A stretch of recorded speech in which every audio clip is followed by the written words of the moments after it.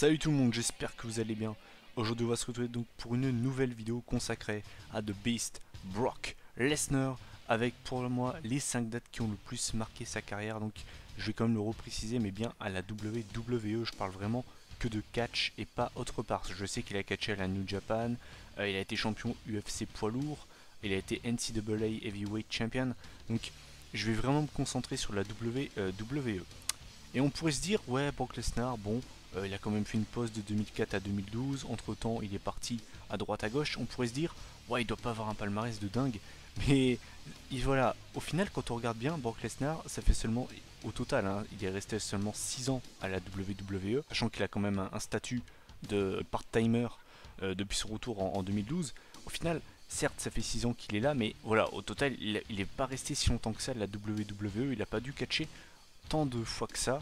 Je suis certain que si on fait un total de son nombre de matchs, que ce soit même pay-per-view ou pas pay-per-view, il n'a pas dû catcher énormément de fois au final. Et pour autant, ça ne l'empêche pas d'avoir un très beau palmarès et d'avoir déjà un très très beau CV. Bah écoutez, on va pas perdre de temps, on va commencer directement ce top 5 par le 25 août 2002. Donc Brock Lesnar face à The Rock, donc c'était à SummerSlam 2002, donc considéré par beaucoup comme l'un, peut-être le meilleur SummerSlam de l'histoire. Donc c'était Brock Lesnar contre The Rock, donc c'était pour le WWE Championship. Finalement, bah voilà, Brock Lesnar bat le Rock qui devient à l'époque le plus jeune champion poids lourd de l'histoire de la WWE.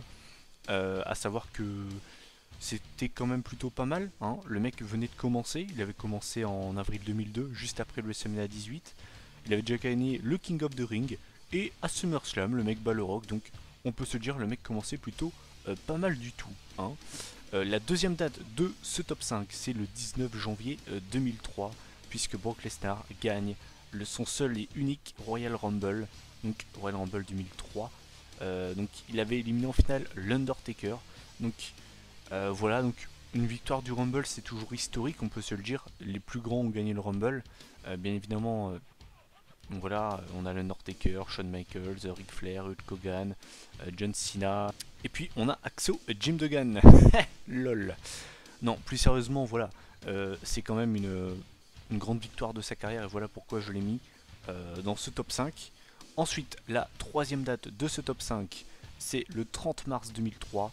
Donc justement, c'était à la suite de sa victoire du Royal Rumble. Il affrontait Kurt Angle dans le main event de WrestleMania 19. D'ailleurs, un excellent show au passage, si vous l'avez jamais vu. Donc, pour le WWE Championship, bien évidemment, je l'ai mis là, c'est pas pour rien, hein. Brock Lesnar qui bat Kurt Angle dans un excellent main event de WrestleMania, sachant que Brock Lesnar a failli se tuer en faisant son Shooting Star Press, hein, prise qu'il utilisait souvent à la Ohio Valley Wrestling, mais finalement, voilà, ça faisait longtemps qu'il l'avait pas reporté. Et en fait, pour ceux qui n'ont jamais vu ce match, mais en fait, il a failli se tuer dans le sens où il est retombé sur la tête. Et ça se voyait à la fin du match qu'il était pas très très bien, hein. Clairement, quand tu es à deux doigts de te tuer, et surtout que tu as ta tête qui rappe en fait, tu as ton front qui rappe contre le ring, non, t'as beau être The Beast Incarnate, je ne pense pas que tu aies dû apprécier ce moment, hein. Ensuite, l'avant-dernière date de ce top 5, c'était le 6 avril 2014. Là, je pense que ça va parler à tout le monde. C'était à WrestleMania 30 face à l'Undertaker. C'était pour beaucoup impossible. Personne n'aurait pu venir à bout de la streak de l'Undertaker. Et bien finalement, Brock Lesnar l'a fait. Brock Lesnar a battu le Deadman. J'étais obligé de mettre cet accomplissement dans ce top 5. C'est peut-être le plus grand accomplissement de sa carrière. Personne n'avait battu l'Undertaker auparavant. Et bien Lesnar l'a fait. C'est vrai que très peu de personnes auraient misé sur lui. J'étais l'un des rares à avoir mis une pièce dessus en disant que c'était pas impossible.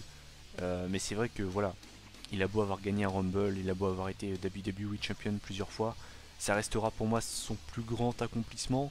Et ça reste pour beaucoup de fans le moment le plus marquant de l'histoire de WrestleMania. Le moment en tout cas le plus choquant, ça c'est clair et net qu'il n'y a pas de doute là-dessus. Et l'un des moments les plus marquants de WrestleMania, évidemment également. Donc j'étais obligé de mettre cette date dans ce top 5. Et enfin, la dernière date de ce top 5, c'était le 17 août 2014. Brock Lesnar affrontait John Cena dans le main event de SummerSlam 2014, donc pour le WWE World Heavyweight Championship. Tout le monde s'attendait à ce que ce soit une vraie guerre, un match très très disputé. Et finalement ça s'est tourné en véritable squash à rallonge.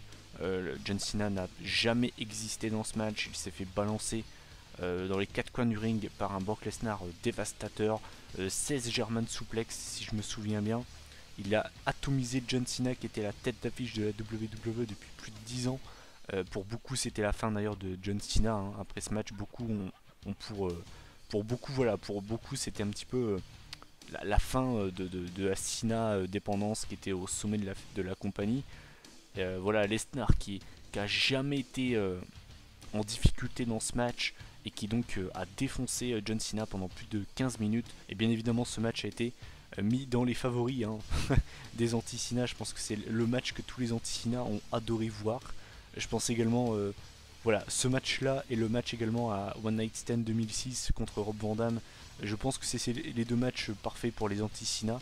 En plus sérieusement, voilà, Lesnar qui bat Cena, c'était quand même incroyable. Surtout, en fait, ce qui est pas le plus impressionnant, c'est pas qu'il ait battu Cena, c'est plutôt le match en fait, dans le sens où Cena s'est fait défoncer pendant tout le match. Et c'est certainement la plus lourde défaite de John Cena dans sa carrière à la WWE. En tout cas, voilà, en tant que main eventer, en tant que tête d'affiche de la compagnie. Voilà.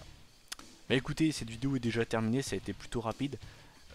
J'ai oublié de noter, donc mention spéciale quand même, sa victoire au King of the Ring 2002 en battant en finale RVD. Mention spéciale également à ses autres victoires en tant que champion. Il avait également battu Kurt Angle, il avait également battu le Big Show je crois pour le WWE Championship. Donc voilà, j'ai dû faire des choix bien évidemment. J'ai préféré mettre les 5 dates que je vous ai citées juste avant. Mais c'est vrai que sa victoire au King of the Ring, on aurait également pu la mettre. Mais pour moi, voilà, pour moi cette victoire est un cran en dessous des autres. Donc voilà, bah écoutez, cette vidéo est terminée. Je vous invite à donner votre avis en commentaire sur Brock Lesnar, enfin en tout cas sur sa carrière. Qu'est-ce que vous en pensez? Quelles sont selon vous les 5 dates qui ont le plus marqué sa carrière? Et puis bah moi j'ai envie de vous dire, on se retrouve à la prochaine. Allez, salut!